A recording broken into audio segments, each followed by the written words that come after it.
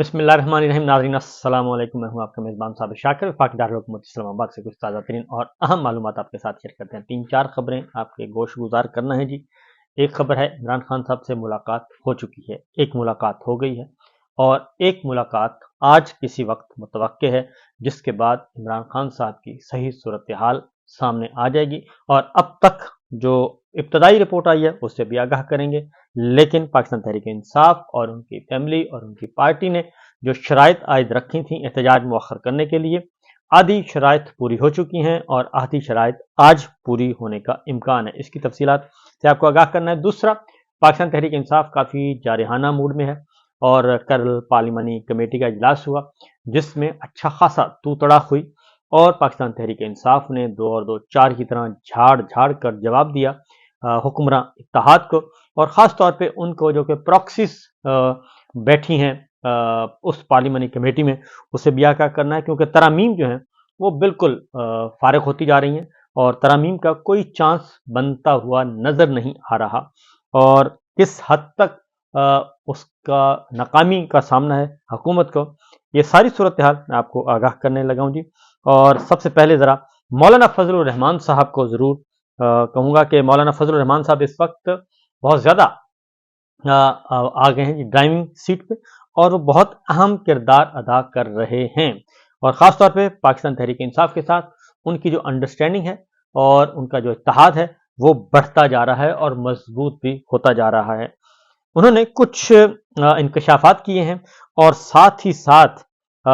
एक और भी इंदिया दिया है और वो इंदिया है कि ये हुकूमत जो है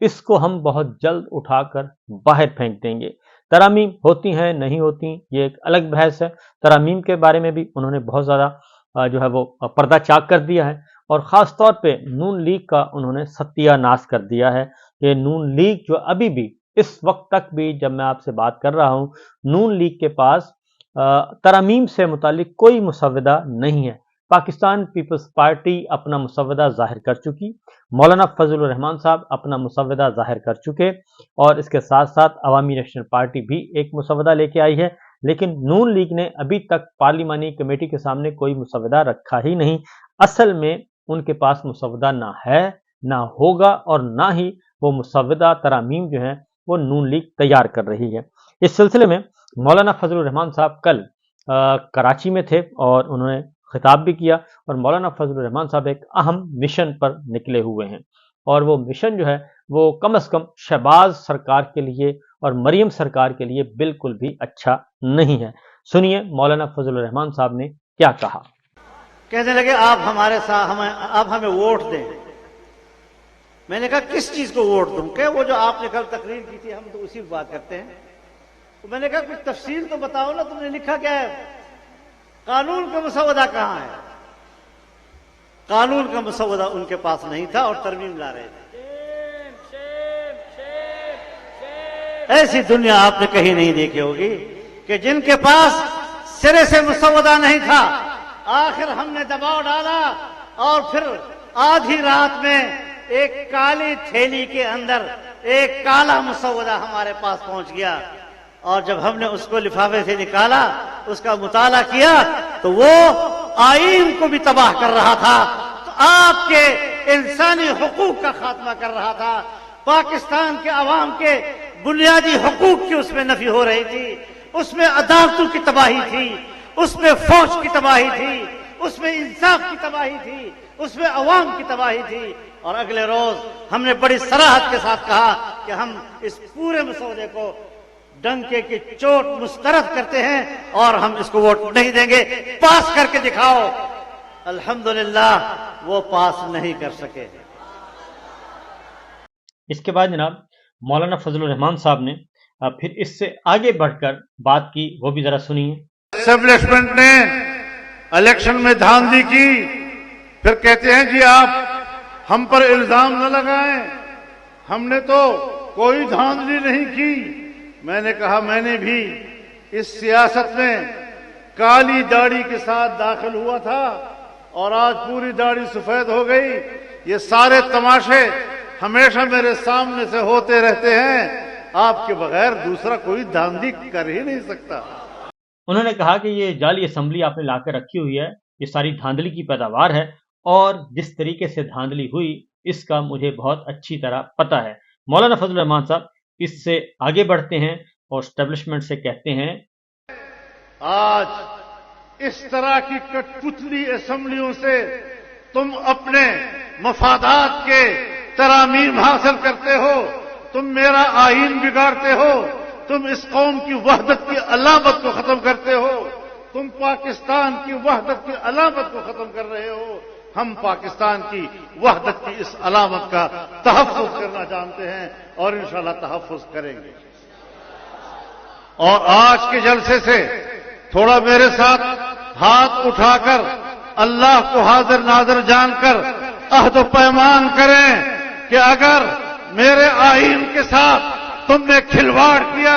میرے اسلام کے ساتھ تم نے کھلواڑ کیا، تو یہ عوام اس میدان میں نہیں بیٹھے گی، وہ سڑکوں پر نکل کر تمہیں ایوانوں سے گھسیٹ کر باہر لائے۔ تو اس طریقے سے مولانا فضل الرحمان صاحب نے 2 اور 2 ٹار کی طرح بالکل کیٹاگوریکلی بتا دیا گورنمنٹ کو کہ جناب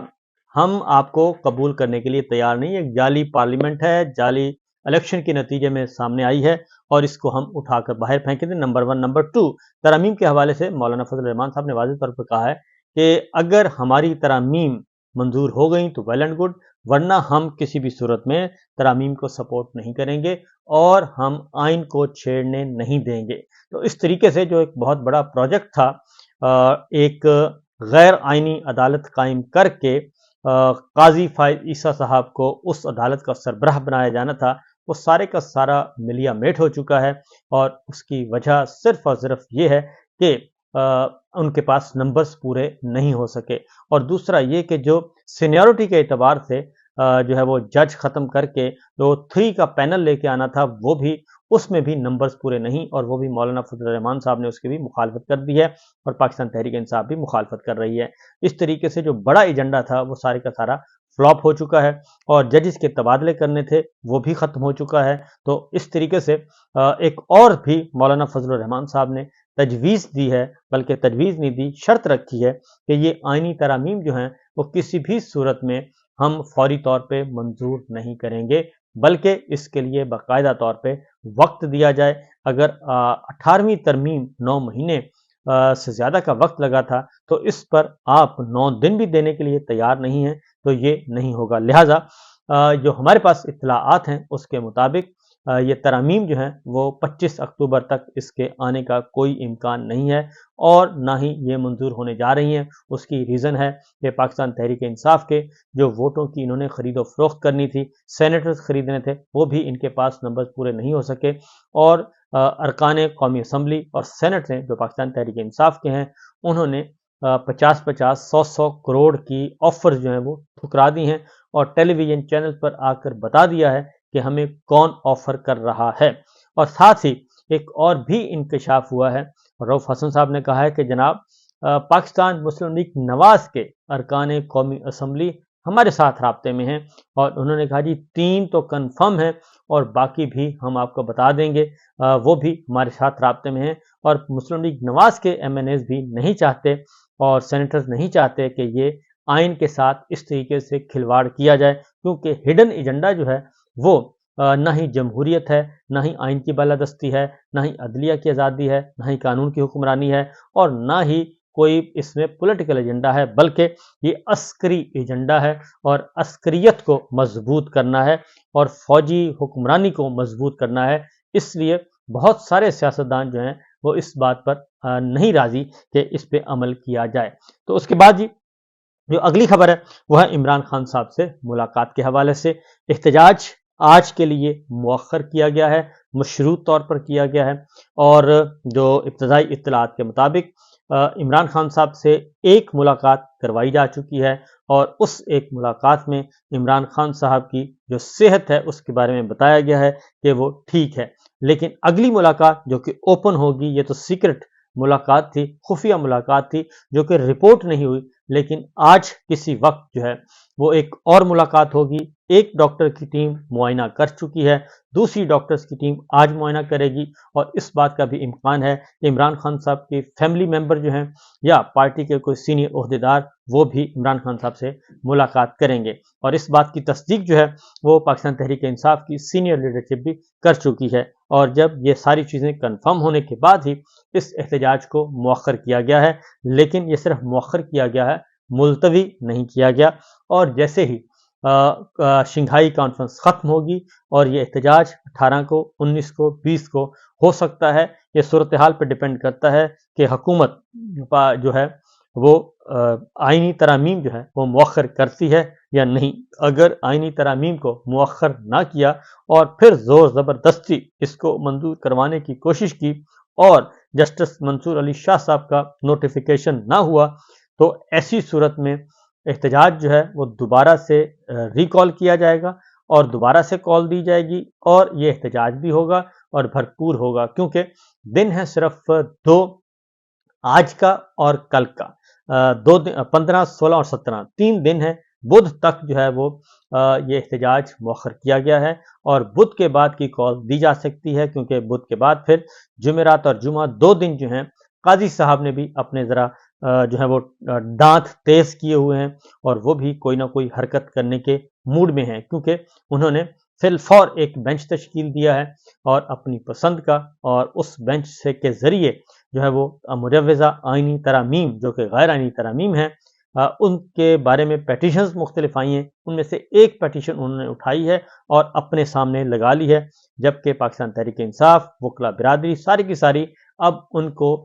اس قابل نہیں سمجھتی کہ ان کے سامنے کوئی کیس لے جایا جائے, کیونکہ وہ اپنے آخری دنوں میں کوئی بہت بڑا کھلواڑ بلکہ گند ڈالنا چاہتے ہیں, اور وہ گند ڈالنے نہیں دیا جائے گا.